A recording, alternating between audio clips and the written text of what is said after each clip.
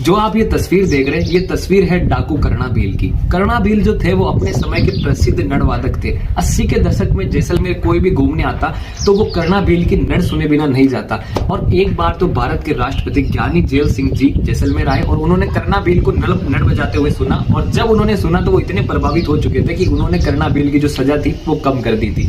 पर जो कर्णाभील की जो जीवनी है वो सिर्फ नर से ही संबंधित नहीं है। नर बजाने से पहले वो कहते डाकू थे, डकैती डाला करते थे, इधर उधर डाका डाला करते थे। और उनकी कद काठी बहुत अच्छी थी और उनकी जो मूछें थी वो विश्व में सबसे लंबी मूछें थी, दूसरे नंबर की।